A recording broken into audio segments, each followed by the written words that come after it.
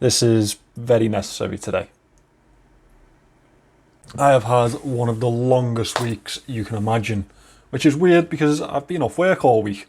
I've been very busy looking at watches to buy, to review for you guys, interacting a little bit more than I usually do on the old Facebook groups, and as well as that, I've also pushed along the Rolex series a little bit more.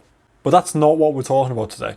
Today, we have probably one of the most popular Seikos on the market at the moment. Probably one of the most popular dive watches on the market at the moment. Obviously, we're not talking SKX because that's discontinued. We are talking about the Seiko Turtle.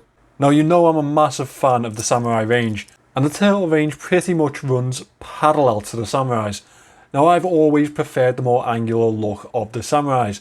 That doesn't mean I can't enjoy the Turtle look too. This is my first Seiko Turtle, and I'm looking forward to doing this review for you today. So, my name's Jason, I'm your watch guy. Let's turn this camera around and do this review. Now, I think by now everyone is fully aware that my favourite Seiko diver is the Samurai. I already have 3 in my collection, and I wouldn't rule out buying more, to be honest, because I just love the angular design of them. But the Seiko Turtle comes in around the same type of price range. You can pick these up for around the £300 mark, depending on which model you're looking for. This one in particular I found as cheap as £241 on Creation Watches. I've used them before, they're a little bit slow in the shipping, but the watches come all the same, so probably worth saving around 60 quid on that. Now, the Turtle is offered in plenty of different colourways, just like the Samurai. This one in particular is the SRP773 K1. It's not the Japanese variant. It's otherwise known as the Seiko Prospex Turtle. Turtle being a nickname that's being given. Now, the reason that you'd look to buy a Turtle instead of a Samurai is obviously the casing, because you're getting the same type of setup, but it's this 6309 type of style case that you're looking for on the Turtle. That's why it's so popular, I believe. So this Turtle comes in at 45mm in diameter. That's from here to here. It is 13.5mm thick, including that case back there. The lugs are 22mm, and lug to lug it comes in at 47.5mm. I have 6.2 inch wrists, and it fits quite comfortably on my wrists. I think Seiko have an amazing trait of making bigger watches fit nicely for smaller wrists, as well as bigger wrists. Now, the movement in the back of this one is the 4R36. It's a hacking and hand winding movement, and it's absolutely bomb-proof, to be honest. You find them in a lot of different watches. It is the day-date variant of the NH35, or Seiko's actual variant of the NH35. Now, this is a stainless steel casing. It has a nice brushed finish on the upper side, and on the sides here we have a very high polish finish. It's actually really good quality for the price range that you find these in. We have a screw down coin-edged crown at the 4 o'clock position. Very grippy, very well machined, this piece. We have a nailed stainless steel bezel with a blue insert. Now, the numerals and markers on this insert are also in a stainless steel finish. One thing I didn't really enjoy about this colourway is that there is no diver's indicator, no 20-minute, 15-minute indicator on this one. You do find them on other Turtles, to be fair. We have a triangle marker at the 12 o'clock with a lume pip. Now, this is a 120 click unidirectional bezel, as you'd expect on these Seiko divers. The action on it is really good, not much bounce back on there, and this one, unlike a lot of Seikos, lines up really well to the chapter ring and 12 o'clock. On the back here we have the old Seiko Tsunami case back. That is a screw down case back. All of the relevant information on the back there: air divers, 200 meter, Seiko logo, and a lot of other information. Once you've seen one Seiko case back, you've seen them all, right? Now, between the screw down crown, screw down case back, and the rest of this casing, this is a 200 meter ISO certified diver's watch. That's why it says divers instead of water resistant 200 meters. The deep blue dial is accented very nicely with the white markings. We have printed hour indices with very heavy levels of lume that I'll show you later on. Obviously this is Lumibrite, as you would expect from Seiko. Really solid lume. I'll get that lume shot in a second. We have pointed rectangular indices at the 6 and 9. A double indice at the 12. I really like these little tips that you find on the markers here. I think that's a really nice addition to the dial. Over at the 3 o'clock we have the day date function. Usually I like my day date matched to the dial, but because it's matched to the other indices, I think it flows quite well with this design. We have a white minute track around the edge of the chapter ring with bolder markings at the 5-minute markers. At the 12 o'clock here we have the printed Seiko logo. Moving towards the 6 o'clock, just below this handset, we have the Prospex logo.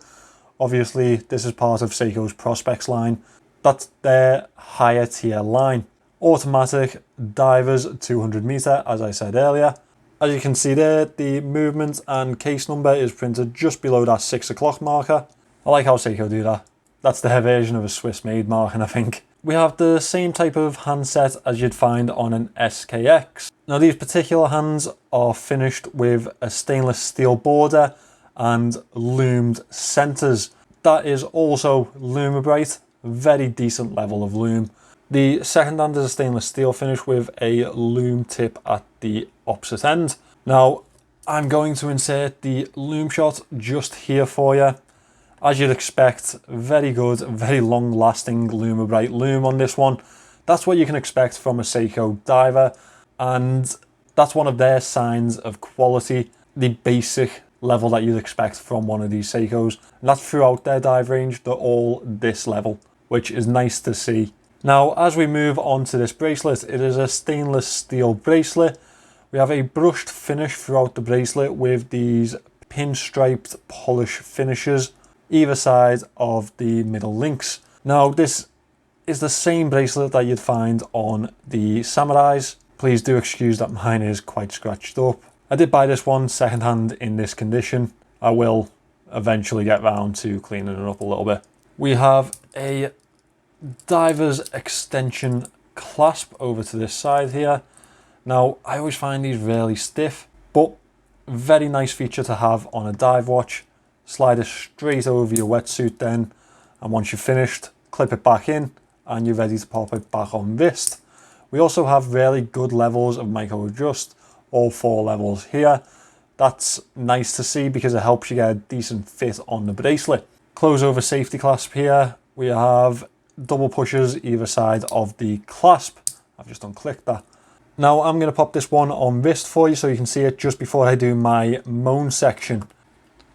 So here we have the SRP773 K1 on wrist, the Seiko Turtle.